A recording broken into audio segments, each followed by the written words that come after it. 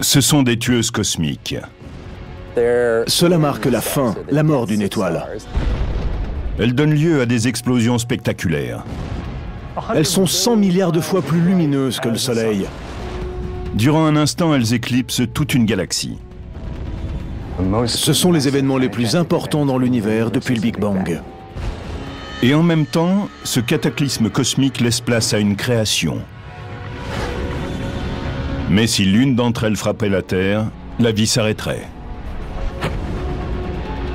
L'univers est la scène de crime d'une des forces les plus violentes et les plus mystérieuses qui soient, la supernova.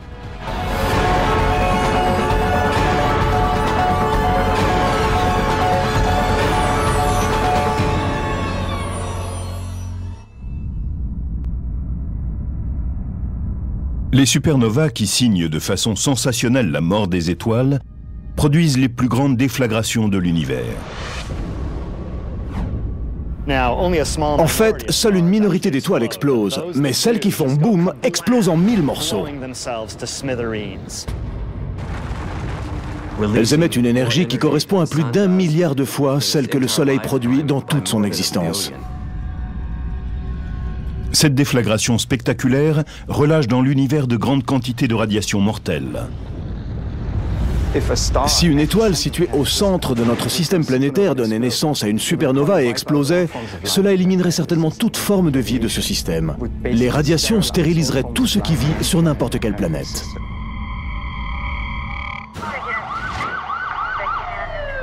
Comme des enquêteurs qui rassembleraient les indices d'un crime cosmique, les scientifiques utilisent dans les règles de l'art les télescopes et la technologie dont ils disposent pour repérer des supernovas et comprendre comment et pourquoi elles surgissent. C'est très intéressant. L'événement a déjà eu lieu avec l'explosion.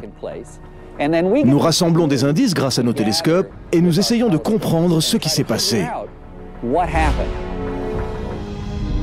Les enquêteurs stellaires savent que les supernovas ont une double personnalité.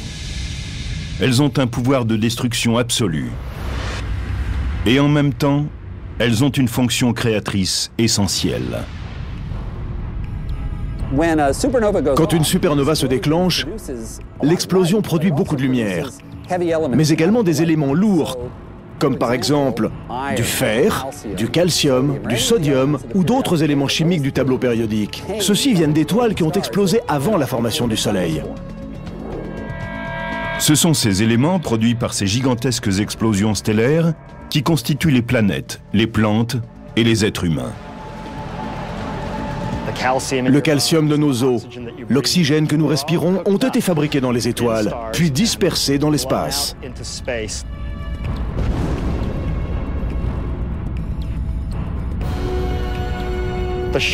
Les ondes de choc issues de l'explosion des étoiles compriment les nuages de gaz à proximité et déclenchent leur effondrement gravitationnel.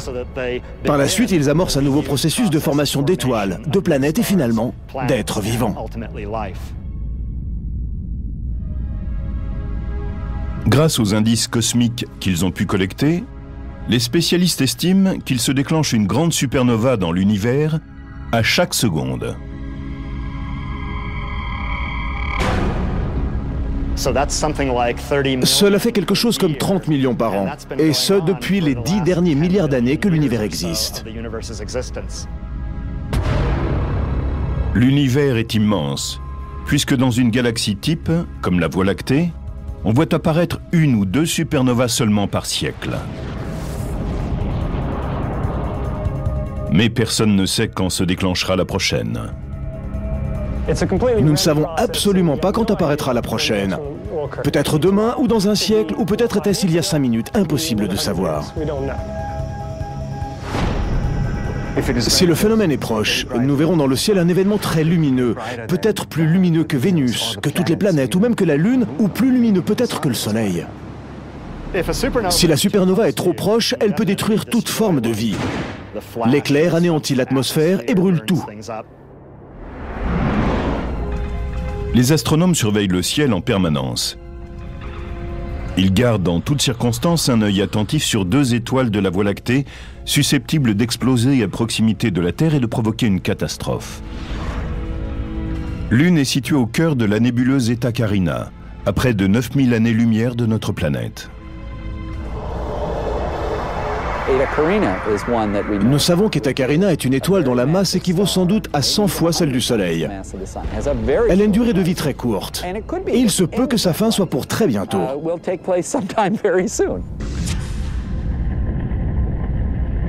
Bételgeuse, étoile de la constellation d'Orion, est elle aussi destinée à exploser en supernova.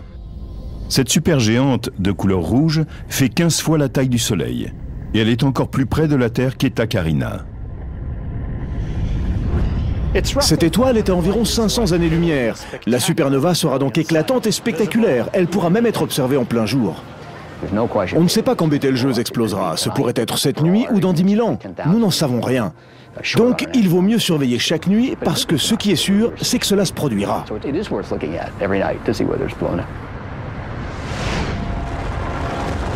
Les explosions de supernovas massives ne font pas que détruire et créer des étoiles, des planètes ou des êtres humains. Elles déchaînent aussi une puissante énergie sous forme de rayons cosmiques. Ces particules très chargées en énergie frappent chaque jour notre planète. Et le plus important, c'est qu'elles ont la capacité de modifier son évolution. Nous vivons dans ce que j'appellerais une écologie galactique perturbée. La galaxie est en pleine éruption. Notre planète risque à tout moment d'être touchée.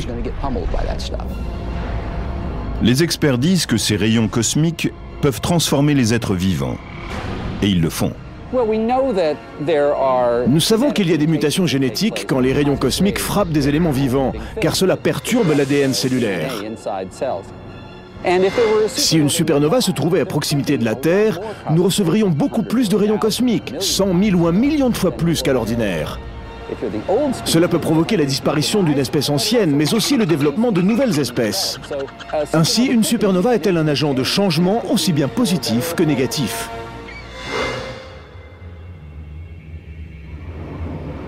Les supernovas ayant le pouvoir de créer et de modifier la vie, il est impératif que nous comprenions ce qui fait de ces objets stellaires de véritables bombes à retardement. C'est quoi ça? C'est une supernova. Pour résoudre cette énigme, il est essentiel de procéder à une analyse détaillée de ce qui est éjecté dans le cosmos par une supernova. Je suis content que celle-ci n'ait pas échappé à notre attention, c'est une belle prise. C'est une magnifique supernova. La nature nous dit, voilà, je crée ces objets facilement. Et nous, théoriciens, nous devons comprendre comment elle s'y prend. Comme dans n'importe quelle scène de crime, les indices essentiels résident dans ce qui est laissé derrière, après l'événement. Comme lors d'un coup de feu, des gaz brûlants et des débris d'explosion sont propulsés dans l'espace. Un coup de feu crée une onde de choc dont on entend le bruit assourdissant. La matière est comprimée et chauffée à blanc sous l'effet de l'onde de choc. C'est la même chose dans une supernova. Ces débris explosifs filent à toute allure dans l'espace et entrent en collision avec les matériaux qu'ils croisent. C'est ainsi que se produit l'onde de choc. Cette fantastique explosion stellaire lance à travers l'univers une foule d'indices balistiques de la supernova, des débris cosmiques qu'on appelle des rémanents. L'onde de choc continue à avancer dans l'univers et laisse derrière elle ses rémanents. C'est ce qui donne cette image magnifique d'un choc qui se déplace vers l'extérieur. Les gaz qui constituent cette étoile sont éjectés à une vitesse incroyable, 15 000 km par seconde. Et ils créent ainsi une coquille en expansion qui parfois devient immense. Ces phénomènes avancent pendant des milliers d'années, voire des dizaines de milliers d'années. Donc parfois nous pouvons avoir une vision de l'explosion d'une supernova des dizaines de milliers d'années après l'événement. La collision à grande vitesse de débris stellaires dans une onde de choc produit une chaleur intense et une lumière sur des longueurs d'onde invisibles à l'œil humain. Il s'agit d'ondes radio, d'infrarouge, de rayons X et gamma. Par chance pour les astronomes, des instruments sophistiqués basés dans l'espace, comme les télescopes Hubble, Spitzer et Chandra, leur permettent de les voir. Chaque instrument et chaque mode d'observation vous donne un aperçu différent de ce qui se passe. Ensuite, vous essayez de rassembler le tout, et cela devient une entreprise intellectuelle. Comme une empreinte digitale, chaque supernova est unique, et elles peuvent être analysées de différentes façons. Nous pouvons mesurer la luminosité de la supernova, c'est ce que nous appelons sa courbe de lumière. Nous prenons aussi une autre mesure que nous appelons le spectre. Nous capturons la lumière d'une supernova dans un télescope et nous la répartissons à l'aide d'un prisme en un petit arc-en-ciel. Ensuite, nous mesurons la quantité de lumière dans chaque couleur ou pour chaque longueur d'onde. Cette analyse nous apprend beaucoup de choses intéressantes comme la composition chimique de la supernova, sa température, la pression et la densité des gaz, sa vitesse d'expansion.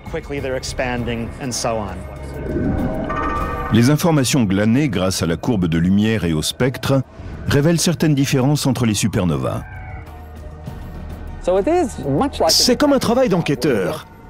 À partir de la courbe de lumière et du spectre, vous disposez de différents indices et vous essayez de comprendre de quel type d'étoile il s'agit, pourquoi elle a explosé, quels éléments sont issus de cette explosion et quels peuvent en être les effets. Au fur et à mesure, nous voyons de mieux en mieux ce qu'était l'étoile à l'origine. À l'heure actuelle, nous pouvons connaître la composition de l'étoile au moment où elle a explosé. En comparant les courbes de lumière et les spectres de centaines de supernovas, les spécialistes ont pu les classer en deux types principaux.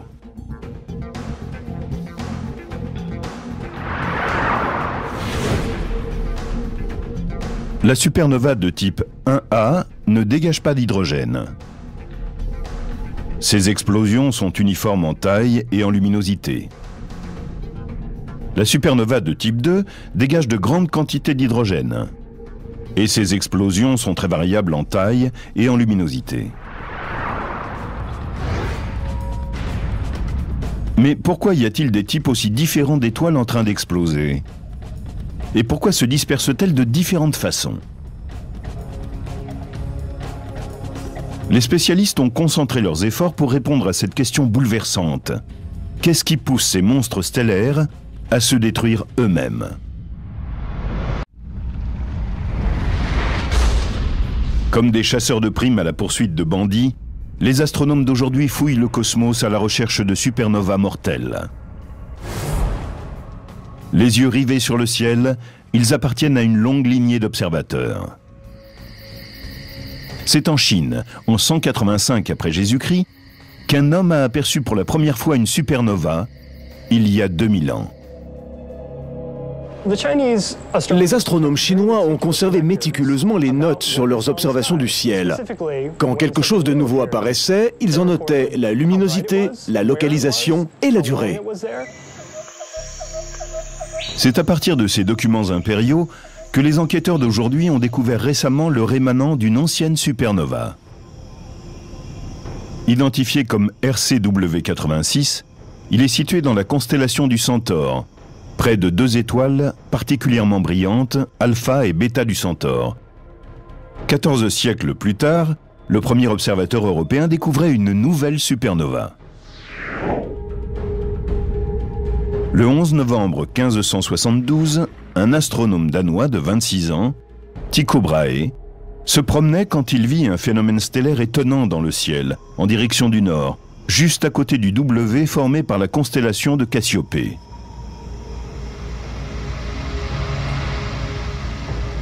Il l'a vu et il était le plus grand astronome de son temps.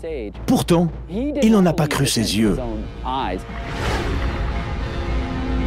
Quelques années après cette vision de Tycho Brahe, son ancien élève, Johannes Kepler, observa à son tour une nouvelle étoile. Il a mesuré la distance entre deux étoiles situées autour du phénomène. Et nous pouvons nous servir aujourd'hui de ces mesures pour retrouver l'endroit exact où l'explosion s'est produite. Quand les enquêteurs contemporains ont examiné de plus près le rémanent de la supernova de Kepler de 1604, ils ont trouvé quelque chose de très étrange. Une analyse précise de la composition chimique des gaz éjectés et en expansion a indiqué qu'il y avait eu deux étoiles qui s'étaient en quelque sorte liguées pour produire une gigantesque explosion. Comment ce compagnonnage a-t-il provoqué une catastrophe stellaire? Beaucoup d'étoiles sont dans un système binaire. Elles ont un partenaire qui tourne autour d'elles et nous pensons que l'une des deux transfère une partie de sa masse sur l'autre. Les spécialistes ont découvert depuis que le compagnon de ce scénario binaire donnait lieu à ce qu'on appelle une supernova de type 1A. On pense que les supernovas de type 1A sont des explosions de naines blanches. C'est ainsi qu'une étoile comme le Soleil produira une pépite très dense de la taille de la Terre. Quand une étoile comme le Soleil meurt, elle expulse ses couches extérieures, pour ne laisser derrière elle qu'un petit cœur dense de matière dégénérée, qu'on appelle une naine blanche. Les cendres du Soleil vont devenir une naine blanche de carbone et d'oxygène formée de ces débris. Elle va durer éternellement, tout en refroidissant. Mais quand une étoile a un compagnon, tel le complice d'un crime, cela peut mener à la catastrophe.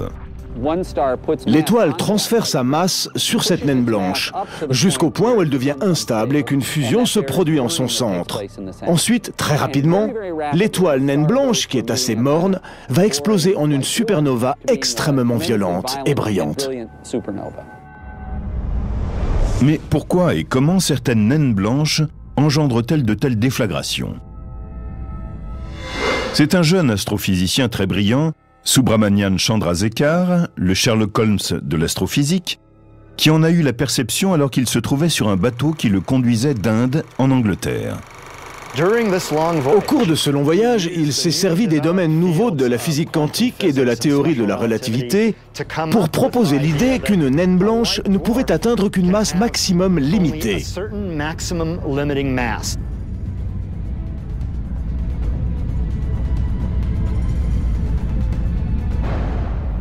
Elle ne peut pas excéder une certaine masse, qui équivaut à 40% de plus que notre Soleil, soit 1,44 fois la masse solaire. C'est ce qu'on connaît sous le nom de limite de Chandrasekhar. Au-delà de celle-ci, il se déclenche une chaîne de réactions nucléaires incontrôlées.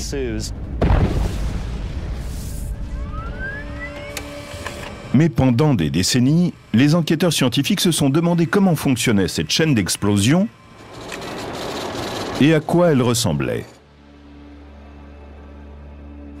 Les modèles informatiques n'ont jamais pu recréer ce qui semblait arriver dans la nature.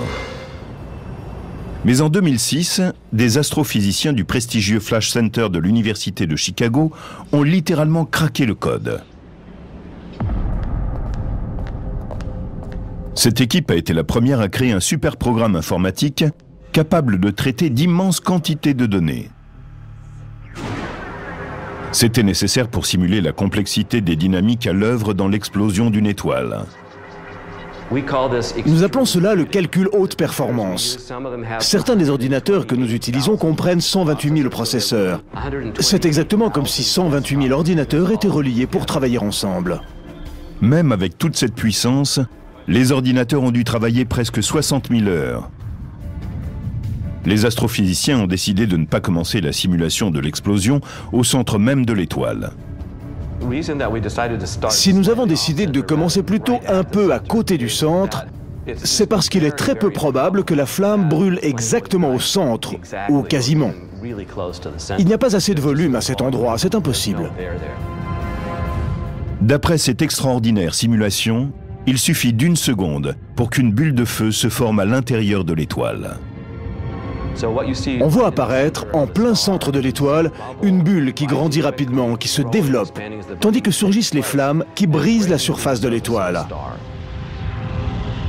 Initialement, la bulle en fusion mesure environ 15 km de large et elle atteint 1800 km à la surface de l'étoile. Elle se propage à la surface de l'étoile à la vitesse de 450 km par seconde. Puis elle arrive au point opposé et produit 2 jets très violents. L'un des jets jaillit vers l'extérieur à une vitesse d'environ 60 000 km par seconde. Un autre jet frappe en direction de l'étoile et met le feu à une onde de déflagration que vous venez de voir et qui traverse l'étoile à toute vitesse. Des températures torrides, dépeintes en utilisant une échelle de couleur standard, atteignent la température inimaginable de 1 648 millions de degrés Celsius. On peut voir le moment où se produit la déflagration et où elle traverse l'étoile en moins d'une demi-seconde. Cette phase d'incendie prend moins de 3 secondes. Les analyses révèlent que les supernovas de type 1A sont tout étonnamment similaires par leur taille et leur éclat. Cette explosion équivaut à la déflagration complète d'une masse comme celle du Soleil. Cette simulation par ordinateur, révolutionnaire, montre pour la première fois comment se produit une explosion dans une supernova de type 1A. Mais cela semble être radicalement différent pour une supernova de type 2. En examinant des débris stellaires, un spécialiste a estimé qu'une supernova de type 2 n'était pas liée à une explosion de naines blanches, mais bien plutôt à celle d'une étoile massive en train de mourir, une étoile dont la masse serait 10 fois celle du Soleil. Mais comment fonctionnent ces méga-explosions ? La réponse à cette énigme cosmique est arrivée au milieu du XXe siècle, quand des chasseurs de supernovas ont pour la première fois de l'histoire scruté systématiquement les étendues intergalactiques à la recherche de gigantesques étoiles en train d'exploser.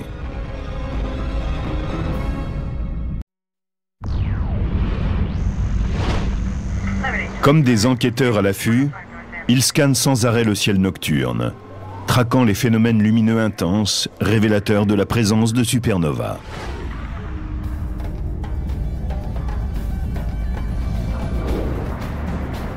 Pour assurer cette surveillance, ils utilisent un éventail impressionnant de télescopes de haute technologie, dispersés à travers le globe.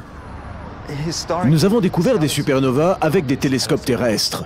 Ceux-ci observent le ciel en permanence à la recherche de nouvelles explosions. La chasse aux supernovas a commencé dans les années 1930. L'astrophysicien franc-tireur Fritz Zwicky a lancé les opérations. Il a été le premier à pratiquer une recherche méthodique, à créer un catalogue et à dénombrer les nouvelles étoiles ainsi que celles qui explosaient. C'est un véritable pionnier de la recherche d'étoiles en train d'exploser. Il a ensuite voulu comprendre ce qu'elles étaient du point de vue de la physique. Des astrophysiciens novateurs ont émis l'idée que ces événements spectaculaires étaient des explosions d'étoiles entières.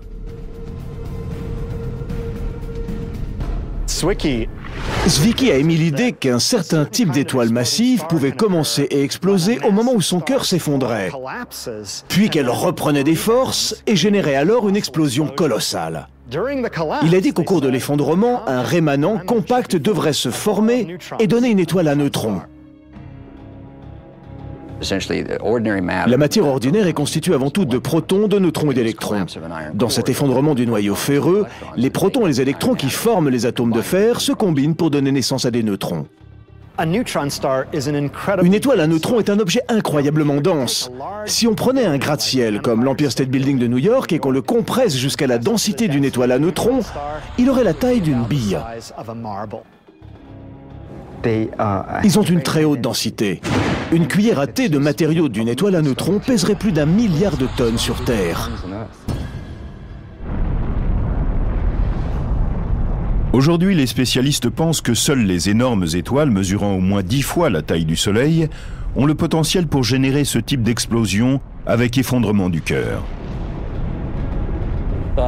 L'étoile massive génère de l'énergie en opérant la fusion d'abord de l'hydrogène, puis de l'hélium.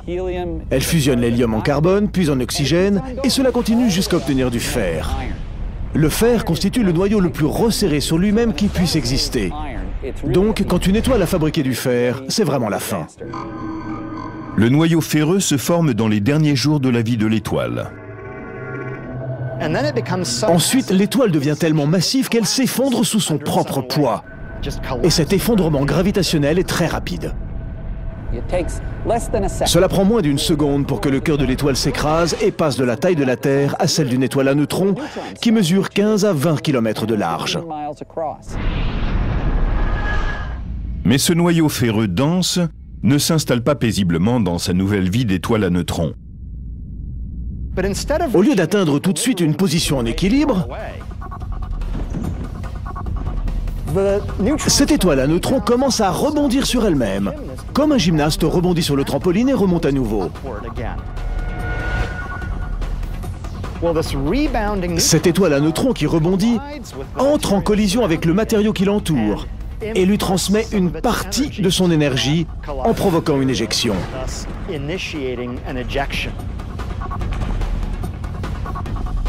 Pourtant, contrairement aux gymnastes pour qui finalement la gravité l'emporte et le ramène sur Terre, pendant que le cœur s'effondre, une autre force continue à diriger l'éjection vers l'extérieur. Maintenant, quelle est cette force mystérieuse qui a provoqué cette déflagration dans l'espace ?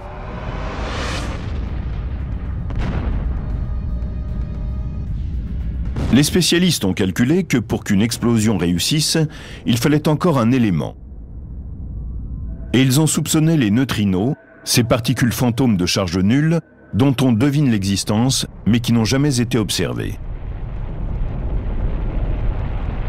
Les astrophysiciens pensent qu'au cours de l'effondrement du cœur, les électrons sont poussés si près des protons dans les noyaux des atomes qu'ils se combinent pour devenir des neutrons. Et dans ce processus, ils libèrent ces minuscules particules mystérieuses, les neutrinos. Les neutrinos sont un type de particules très intéressantes. Ils n'ont aucune charge électrique, donc ils n'interagissent pas avec la lumière.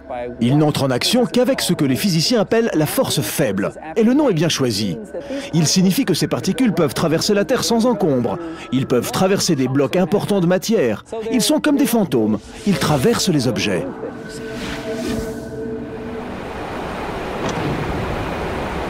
Pendant des siècles, les astronomes ont étudié les rémanents de supernovas dans les galaxies lointaines, des événements passés depuis longtemps. Mais en 1987, ils se retrouvent aux premières loges d'une explosion même. C'était la supernova la plus brillante qu'on ait vue en près de 4 siècles, longtemps après le développement du télescope. Nous pouvons donc utiliser tout l'arsenal dont nous disposons pour étudier cette fantastique explosion. En 1987, a lieu non loin de notre galaxie, l'événement stellaire le plus fantastique depuis l'invention du télescope. Le premier à en être témoin est le jeune astronome chilien Oscar Duhalde. Cette chance pour lui et pour l'astronomie se produit dans la nuit du 23 février 1987. Oscar Duhalde, opérateur au télescope de Las Campanas, mit de l'eau à chauffer pour se faire un café. Et en attendant, sortit admirer le ciel. Une fois dehors, il regarda le grand nuage de Magellan qu'il connaissait très bien, et il remarqua une étoile supplémentaire. C'est ainsi qu'il a pu admirer l'explosion d'une supernova de ses propres yeux.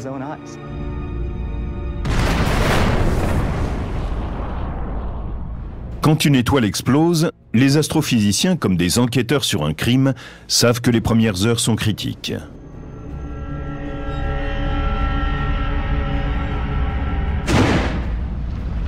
En 1987, quand est apparue cette supernova, la plus proche depuis 4 siècles, ils savaient qu'ils devaient agir vite. Elle n'était qu'à 170 000 années-lumière, un simple jet de pierre pour un astronome.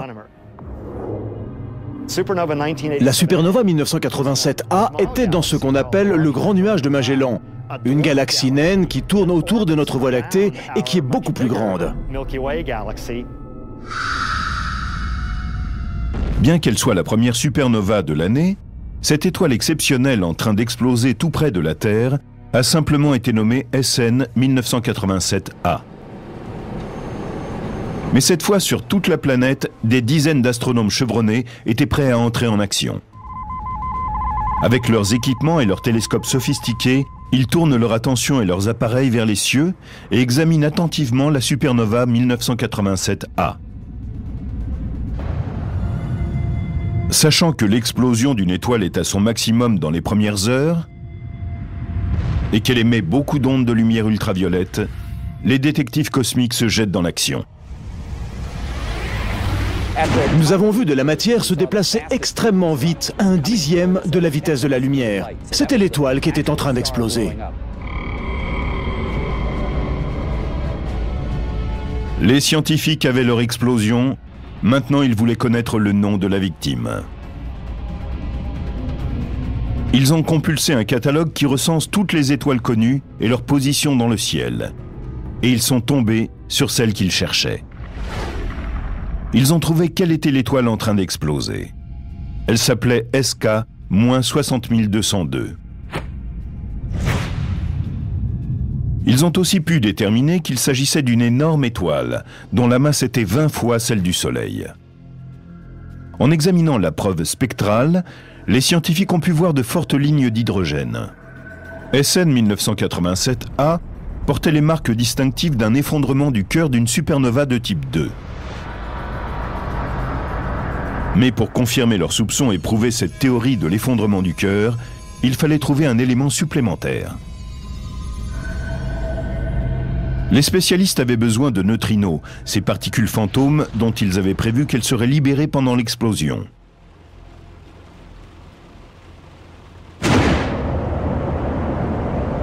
Or, au début des années 1980, on avait construit quelques détecteurs de neutrinos dans le monde. C'étaient des réservoirs remplis de tonnes d'eau et situés dans les profondeurs. Mais ils n'avaient jamais capturé un seul neutrino de supernova. Nous avions depuis longtemps une hypothèse selon laquelle la majeure partie de l'explosion d'une supernova avec l'effondrement du cœur se transformait en neutrinos. Mais nous ne les avions jamais vus, ces neutrinos. Poursuivis par la chance, le 23 février 1987, ils attrapent leurs neutrinos. 2 détecteurs, l'un près de Kamika au Japon et l'autre au fond du lac Erie dans l'Ohio, capturent une douzaine de ces particules insaisissables. On a utilisé des détecteurs de lumière placés dans ce volume d'eau pour voir le petit flash provoqué par le neutrino lorsqu'il entre en interaction avec la matière à l'intérieur du réservoir. Pour la première fois, des scientifiques avaient la preuve tangible de l'existence des mystérieux neutrinos générés dans le cœur d'une étoile en train d'exploser. Aujourd'hui, les astronomes savent que les théories émises dans les années 1930 étaient exactes. La supernova 1987A a montré sans le moindre doute que le noyau de fer massif de l'étoile s'était effondré et avait formé une étoile à neutrons parce qu'au cours du processus, une foule de neutrinos avait été créée. Avec le déploiement dans l'espace de puissants télescopes, les astronomes ont pu travailler dans le sillage des découvertes étonnantes liées à la supernova 1987A.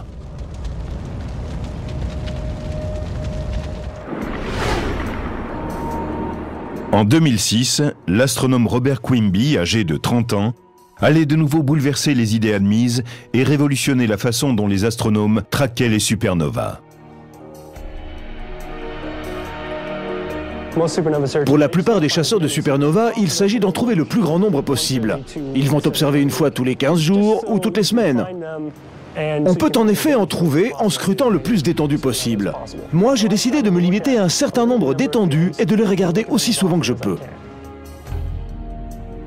Le détective cosmique, plein d'initiatives, a programmé son télescope robot pour qu'il balaye systématiquement, chaque nuit, la zone qu'il a choisie.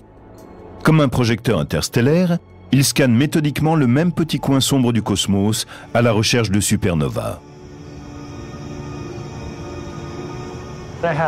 J'ai des logiciels qui peuvent très rapidement analyser les données et me dire s'ils voient quelque chose qui n'était pas là auparavant. Quand cela se produit, si je pense que cela pourrait être une supernova, je vais en étudier le spectre. Il m'indiquera exactement ce que c'est, si c'est une supernova, de quel type, etc. Le 18 septembre 2006, Quimby effectue sa grande découverte. Il découvre la supernova la plus brillante qu'on ait jamais vue. C'était ma 4e supernova et je considérais que cette chance me revenait. Les autres ont regardé les spectres et ils ont commencé à prendre leurs propres mesures de photométrie, à regarder quel était son éclat. Et ils ont finalement dit que 2006 GY était plus vive qu'aucune autre supernova recensée. Elle a duré plus de 2 mois, 70 jours au maximum de sa luminosité, et puis elle a pâli. Cette supernova, telle qu'on n'en avait encore jamais vue, avait été découverte par un étudiant de 4e année de l'Université du Texas. L'analyse d'un rémanent a indiqué que l'étoile, avant d'exploser, mesurait 100 fois la taille du Soleil. Et étant donné la grande quantité d'hydrogène qui apparaissait dans son spectre, cette supernova portait la marque d'un événement de type 2. Et puis, Quimby se surpassa. Après avoir analysé une supernova insignifiante, nommée SN 2005AP, qu'il avait découverte auparavant, il fit une découverte stupéfiante. Elle est à peu près 100 milliards de fois plus brillante que le Soleil. Si on observe une supernova de type 1A, son pic de luminosité n'atteint que 6 milliards de fois celui du Soleil. Elle était encore plus éclatante que SN 2006 GY. La découverte étonnante de ces nouvelles supernovas, aussi lumineuses que 2005 AP et les autres, a ouvert un nouveau champ d'exploration pour les chasseurs d'étoiles en train d'exploser.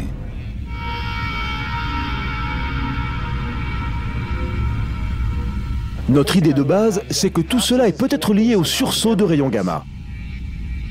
Les rayons gamma sont la forme la plus puissante de lumière que l'on connaisse dans l'univers. En analysant les supernovas, les enquêteurs ont été plus proches que jamais de résoudre certaines énigmes déconcertantes du cosmos. Comment l'une peut-elle produire des rayons gamma et l'autre n'être qu'une supernova ordinaire? Cela demeure un grand mystère.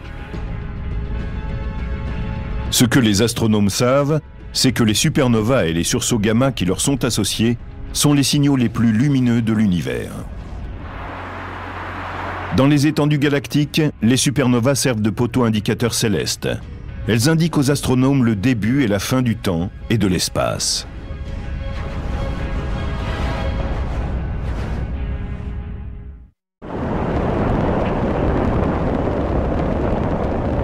Le puissant satellite Swift de la NASA, lancé en 2004, a été spécifiquement conçu pour balayer le ciel et détecter les sursauts gamma dans l'univers.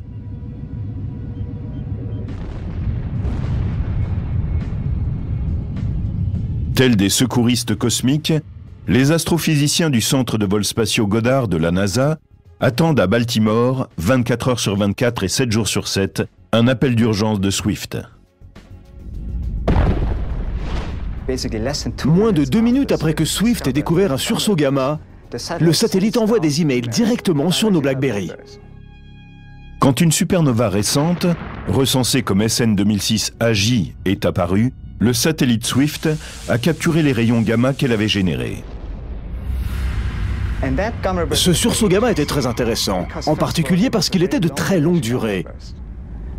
En général, c'est un phénomène qui dure très peu de temps, entre une fraction de seconde et quelques secondes.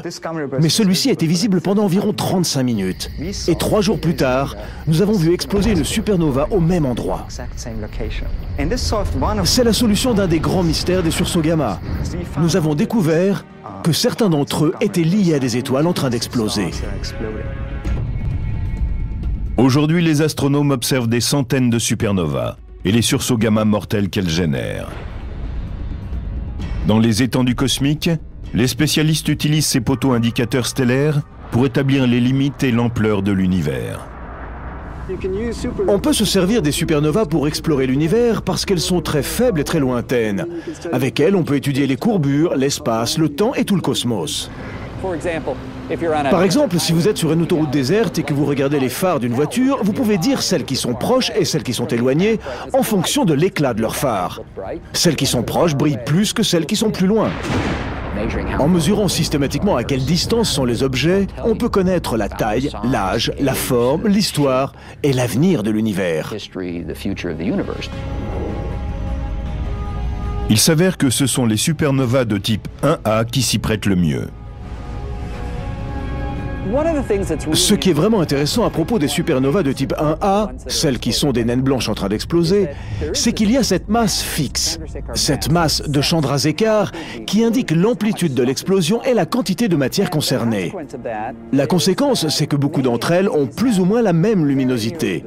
Si l'explosion d'une supernova de type 1A produit toujours la même quantité de lumière, alors nous pouvons, en mesurant sa luminosité, savoir à quelle distance elle se trouve. C'est le principe de la bougie standard. Les supernovas de type A sont comme des bougies standards. Elles ont toutes la même puissance et le même pic de luminosité. Lorsque vous les observez de distances différentes, elles semblent avoir une luminosité différente. Elles ont l'air plus faibles si elles sont plus loin et plus brillantes si elles sont plus proches. Ainsi, quand nous trouvons une supernova de type 1A dans une galaxie lointaine, nous mesurons sa luminosité apparente. Et en la comparant avec la puissance d'une supernova de type A plus proche et déjà recensée, nous pouvons déterminer à quelle distance est la première supernova et par conséquent sa galaxie. Cette technique novatrice a aussi conduit les enquêteurs cosmiques à quelques conclusions radicales. On peut, à partir de la distance des supernovas, comprendre l'activité de l'univers et son âge. Nous savons maintenant, grâce à différents indices, qu'il a un peu moins de 14 milliards d'années. Mais surtout, nous avons découvert qu'il était en train d'accélérer, alors que nous pensions qu'il ralentissait sous l'emprise des matériaux gravitationnels. Cette découverte a provoqué une véritable révolution intellectuelle. Comme si, quand on lançait une balle vers le plafond, elle revenait dans la main, puis retournait vers le plafond de plus en plus vite. Tous les manuels d'astronomie disaient que l'univers allait ralentir. La gravité devait freiner le rythme d'expansion. Mais ces résultats ont montré qu'au lieu de ralentir, il était en fait en train de s'élargir de plus en plus vite.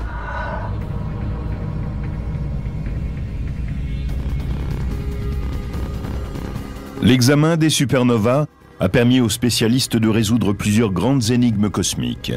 Ils pensent qu'en continuant à observer les indices laissés par les étoiles massives en train d'exploser, ils pourront apporter des réponses à de nouvelles énigmes. Aujourd'hui, les spécialistes savent qu'un jour prochain, chacun d'entre nous pourrait être le témoin de la force incroyable d'une supernova.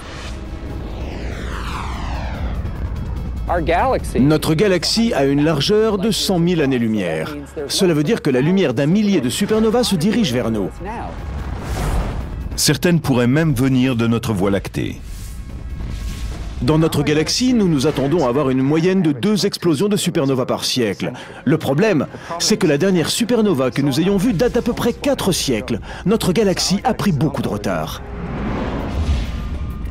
Si cela surgissait dans notre galaxie, nous serions comme Tycho Brahe, Kepler, Chandrasekhar et Zwicky, témoins de la force à la fois la plus destructrice et la plus créatrice de l'univers.